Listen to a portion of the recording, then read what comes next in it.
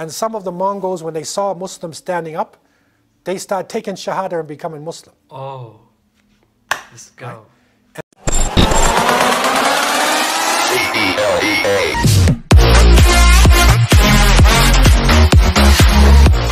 How's it going, guys? What's up? Welcome back, guys, to another video. My name is Sodais. Why am I clapping? Okay, whatever. My name is Sodais, and today, guys, I'm gonna be reacting to why Muslims are suffering. Explain. Yeah, so I don't know, like Muslims are not suffering. Well, maybe some of them are alright, some of them are not. So, but the only thing that I know, this world is not for Muslims. Okay, this world is for the disbelievers, and they will have this world, but the next world, then you will see what will happen. Then disbelievers will be like, oh my god, why didn't worship my god, this and that. And then Muslims will be happy and they will have this world. So we don't care about this world. This world is just like a test, and we have to do good. Okay, that's all I know. Okay, guys, so we're gonna be reacting to this video, why Muslims are suffering. Explain. Don't forget to subscribe and like the video if you haven't already, and you're new to my channel, because I do reaction videos, so I'm gonna be uploading more reaction videos.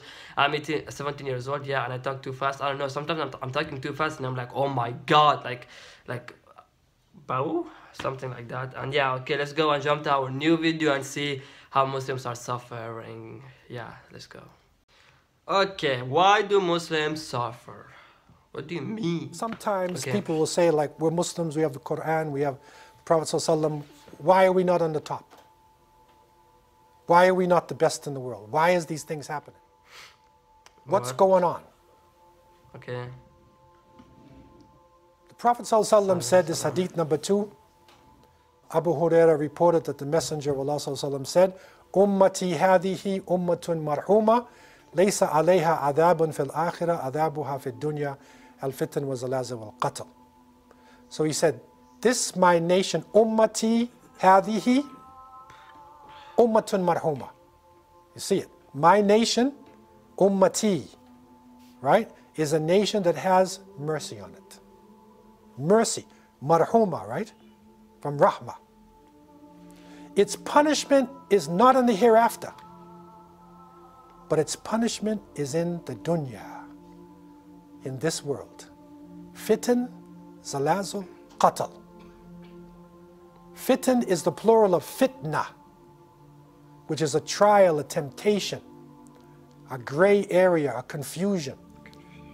And zalazul is the earthquakes, and qatl is murder. So when you look at this now, it's in Abu Dawud, Ibn Majah, and Ahmed, slightly different forms, but very important hadith to understand what's going on. What's happening to us is actually a mercy. It's a wake-up call. Allah subhanahu wa ta'ala is waking us up from a deep sleep. Okay? Because the punishment, it's not going to be in the next life, meaning the punishment is here. In other words, our wake-up call is right here. And it will be fitna. There will be trials, temptations, confusion. Right? This is part of a wake-up call, right? There will also be natural disasters, earthquakes. Right? And many of these earthquakes in the past 20 years or so have hit Muslim countries. Oh. Look at the list of them. Look at the tsunamis and whatnot, and earthquakes. Okay, and murder, and now we see it. Of all the people in the world, Muslim blood right now, it means nothing to people. Right? Look at the press. Look what happens. Every day, how many hundred die in Afghanistan? These one die in Syria, this one dies in Iraq, this one dies in Somalia, this one dies in Mindanao in the Philippines. This, over 1 million Uyghur Muslims in China are in prison, are in concentration camps. Could you imagine if 100,000 Europeans were in concentration camps? Could you imagine if 1,000 Canadians were in concentration camps, being tortured? What would happen?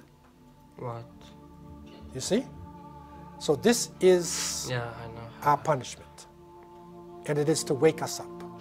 And this has happened to us at different points in Islamic history.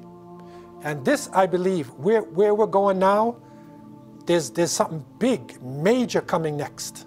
just about all of the minor signs of Qiyamah have been completed. Only thing that appears to be left of the major is the Mahdi. That literally one will be raised up, but oppression is going to be intensified on us until the reaction comes. Allah knows best when it's going to actually happen. But we do know it is what we call Sunnatullah. It is the way of Allah. And I go back, and it's important for you, many of you have studied this, but I always go back, when I look at our situation, to the 13th century of the Common Era, when the Muslim world was widespread, and Baghdad was the richest city on earth. Oh. And Muslims were divided into nation states, right? All on their own. The Khalifa was symbolic. He was a young guy, and he just played most of the time with roses and writing poetry, right? His army was only like 12,000. They're supposed to be the ruler of the Muslim world, right? And the ulama were paid a tiny amount of money. They said the slave of the Khalifa, Ala ad-Din al-Tabarasi, his crops brought about 300,000 dinars per year. This is the slave of the Khalifa. And the ulama are only getting like 50 dinars per month. 50 dinars. Right? That one of the scholars, Ibn al-Athir, he said around this time of the explosion, there was no Hujjaj from Baghdad to Mecca. Nobody went, no Hajj group. Because they said they didn't have time to make Hajj. So nobody went from Baghdad to Mecca. And it's the richest city in the world, right? It's not that far either, right? Oh my God, guys. And it's at that time that they came in conflict shocked with a nation far to the northeast. The northeast of Asia. And they insulted some of their merchants and killed some of their people. And the leader of this group, whose name was Genghis Khan. Genghis Khan? He said there's only one sun in the sky and there's only one Khan on this earth. Oh. Right? And he unleashed his people on the Muslim world. Really? Unleashed them. Oh and my you God. read the story of what Mongols did. You will not believe it. Really? You think it's a fantasy. It cannot be real. What did he do? Okay, what they did. And the biggest problem was our disunity, all the things that we were doing to each other, right? The weaknesses. This is a punishment unleashed on us. Serious punishment. And his forces continued going through, killing hundreds and thousands of people, right? Moving from city to city. And when he came to Baghdad, and the writer is reporting that they surrounded Baghdad and the Khalifa was listening to his favorite belly dancer. So she was dancing and he was enjoying it, right? And they shot an arrow and it went through the curtains in the Khalifa's castle and it killed his belly dancer. Oh. This is in a report. Oh. Okay? Now, what would you do? You would... He said, take her out of there, get me another belly dancer. What? This is a state of insanity, right? Your city is surrounded like that. It's total insanity. It's like somebody on drugs, right? And the Mongols, as you know, destroyed Baghdad, killed millions, destroyed the books. And when they were about to destroy the rest of the Muslim world and to go into Mecca and Medina, then Saifuddin Qutuz, rahimahullah, of the Mamluks of Egypt, he united the Muslims and they defeated the Mongols in Ain Jalut, which is in Jordan. They defeated them there. They were on their way to Mecca and Medina. Nice. They defeated them and they drove them back. And some of the Mongols, when they saw Muslims standing up, they started taking Shahada and becoming Muslim. Oh. Let's go. Right? And then Islam spread amongst even the Mongols. They became the Mughals of India, right? And it started to spread. And that period of time under the Mamluks is one of the golden ages of Islamic literature. Many of the scholars Ibn Kathir and many scholars many of the books is in Mamluk period. right after the destruction, right?